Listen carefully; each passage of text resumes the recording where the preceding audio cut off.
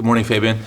Can I just start by asking about Carlos Baliba? He's back from AFCON, he's fit and ready to go? Yes, he's back and in a good shape, in a good mood, so he's ready to play. And no other injury news to report after Old Trafford? Nothing new, so Minte will be back, will be an option. Mats FIFA still is out. We had some players who were sick during this week, but I hope we still have 2-3 more days to recover, and they will be an option for the game. Can I ask you about the appointment of Mike Anthony and what he will bring to the team?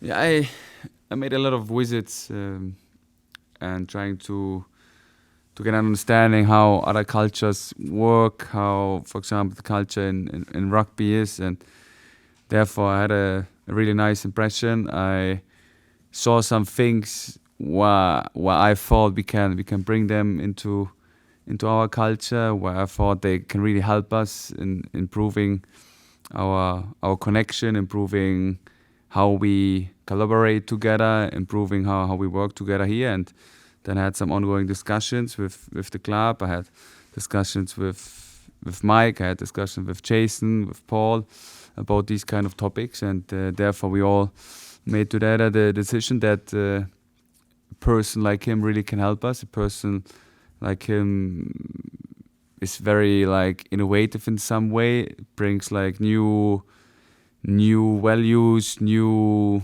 dynamics into the group, new dynamics into the club, and I think that's something what we try to go for. We try to learn from other kind of sports. We try to, of course, still stick to our principles, to our values, but I think it's always important to get an understanding what other high performance cultures are capable of doing, how they do it, and I think that Mike Anthony really lived this culture for New Zealand, and like we all know, I think it's a high performance culture what they built there, and I think it's definitely something what we can benefit from, and that's something what we try to go for now.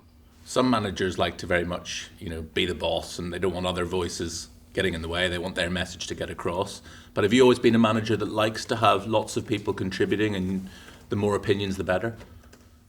No, so it's not about to have more opinions. I think one big thing is always the less is more, but it's not about getting new opinions in. It's more about getting new innovations, new dynamics, understanding how other high performance culture are successful, because sometimes you're living in a bubble here in this football world, and sometimes the answers are not always in this football bubble. Sometimes the answers are in other kind of sports, and I think that's very important to get an understanding for that. And I think in general that Brighton is always a special club, a very innovative club. It starts with the recruitment.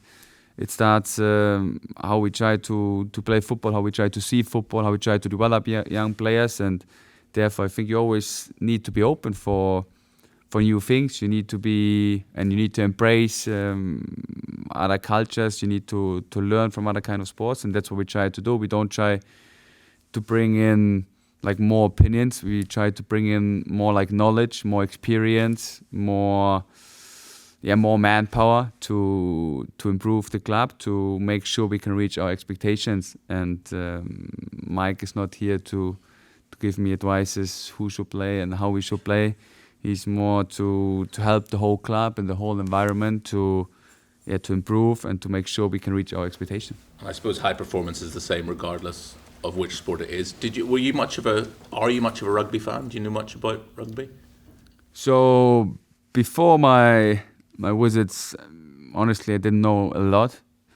But then before I went there, I really tried to get the rules. I tried to get an understanding for the game, because I think it's so important that when you're there, that you have an understanding how things work, that you have understanding how the game works, what are the demands, what are the challenges, and therefore I really get into it now, and I really get more and more understanding.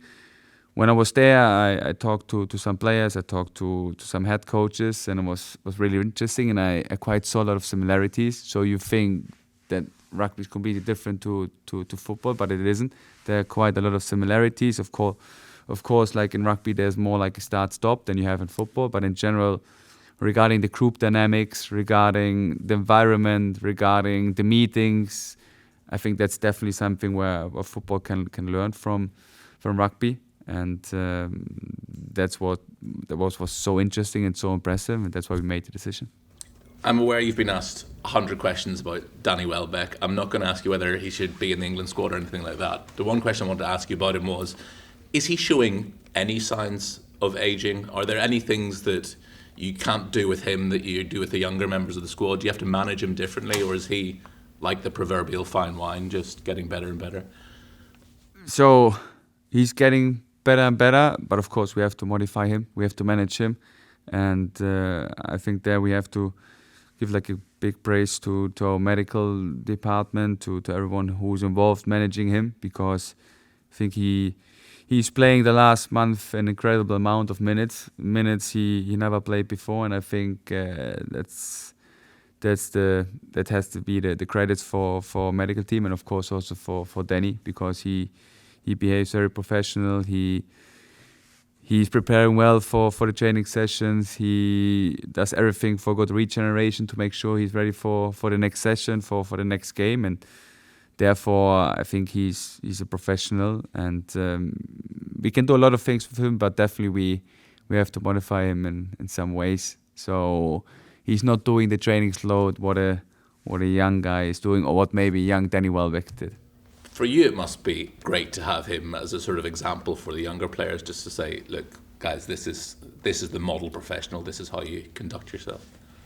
Yeah, definitely. That's always what I try to emphasize, that you need these kind of role models in your team. You need these kind of players who are leaders by example, because then you can really hold also the young players accountable. And then there are a lot of young players who want to have like careers like a Danny Welbeck, like Pascal Gross, like a Lewis Dunk, like a James Milner.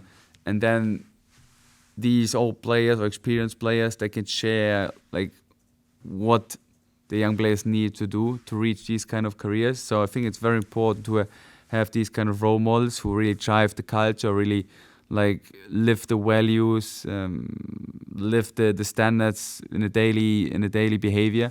And therefore I think it's a very important mix you need to have in the team. Just one final question from me. There's been stories linking Evan Ferguson perhaps with a loan move to Celtic for the second half of the season. As I understand it, that's not an option. He's going to stay at Rome for the rest of the season. What do you want to see from him in the second half of the season at Roma? So I think we saw improvement from Evan, especially in the games, in the minutes he played. He was scoring goals. He had like an impact on the game from Roma. Of course, there were some small issues, some small injuries. What makes it not always easy to get into a rhythm. But I think he has to keep pushing. He has to keep improving. He has to keep developing. I think there at Roma he has a very good coach. He can improve a lot. He can develop a lot, and then he has to make sure that when he comes back, that he's ready to immediately has an impact on us, on the team, and tries to keep pushing to improve. So we all agree, I think, that he has the potential to help us as a club, to help us as a squad. But now it's about him to show it, first of all, in the second part of the season, and then when he comes back for us. And he will be staying at Roma until the end of the season, that's right.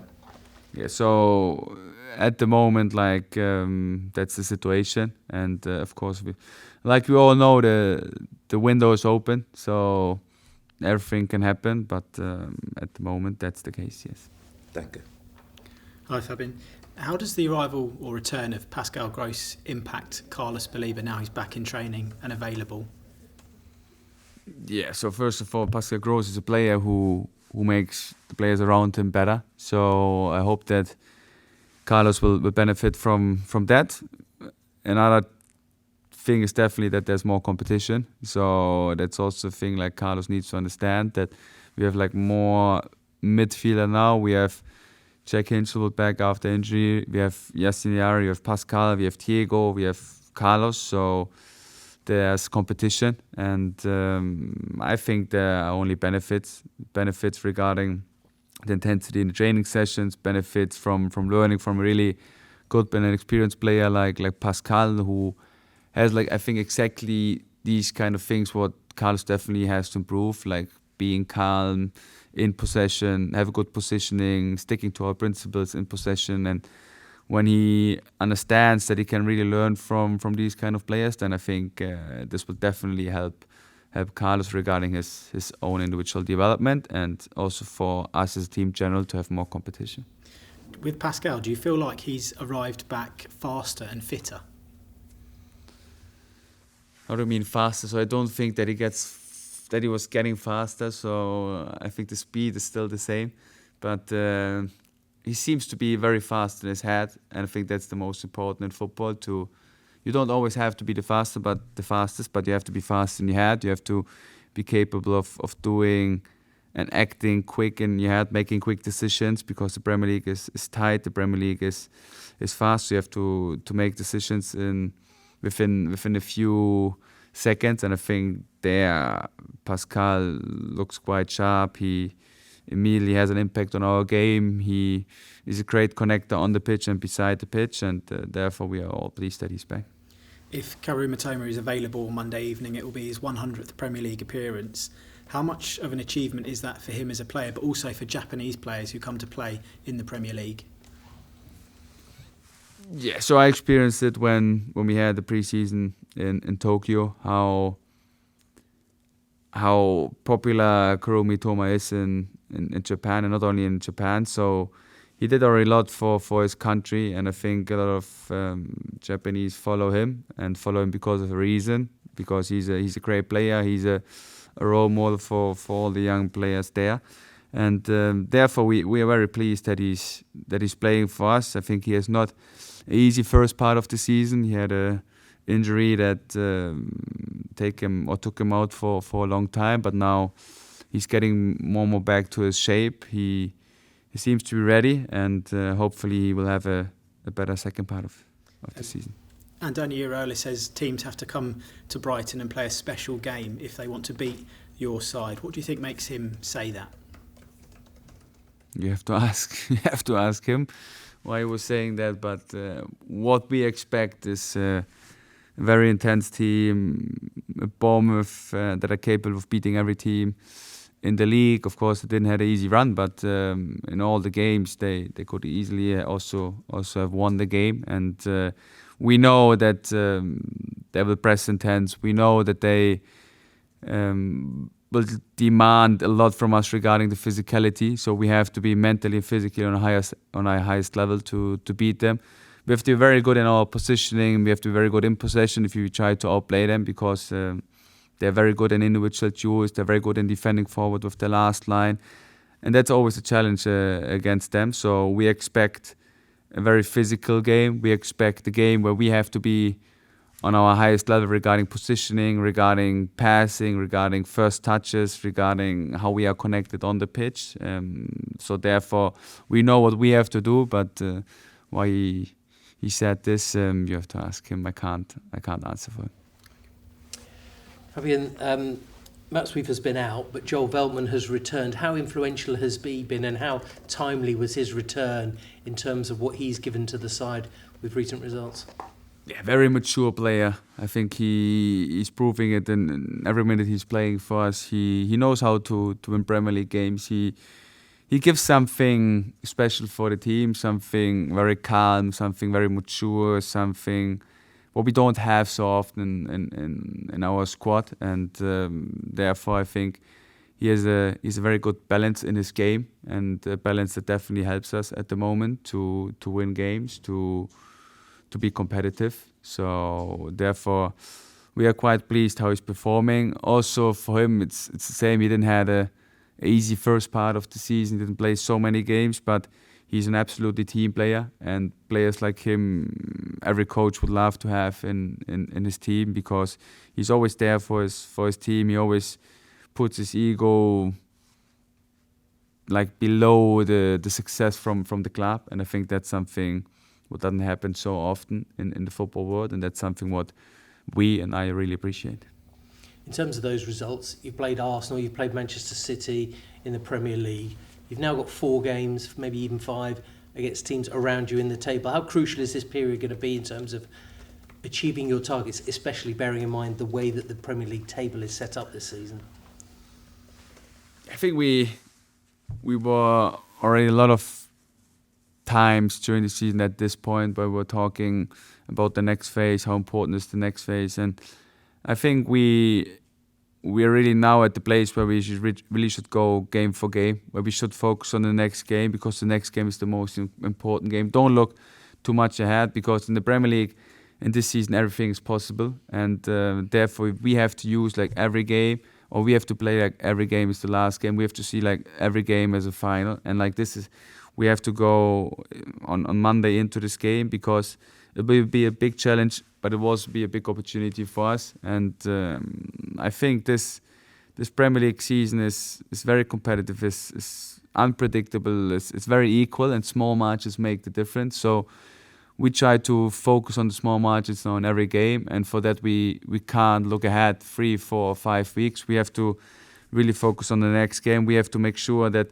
we are for this game prepared individually and as a group the best we can be, because we need to be in every game on our highest level. We need to perform on and show our best performances individually and as a group to win these kind of games, and that's what we really try to go for, because otherwise, especially in this season, you can't go on a run and you can't be successful. And I think we experienced it in the first part of the season that if you don't do the small margins right, we are not capable of winning against anyone.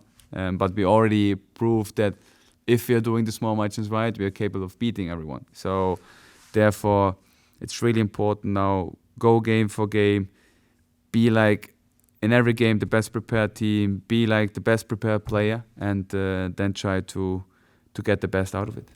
We've already seen the impact that Antoine Semenyo has made at Manchester City. What do you make of the qualities of Bournemouth despite his departure? Yeah, of course, he was an important player for Bournemouth. He scored a lot of goals. He has like an incredible individual quality.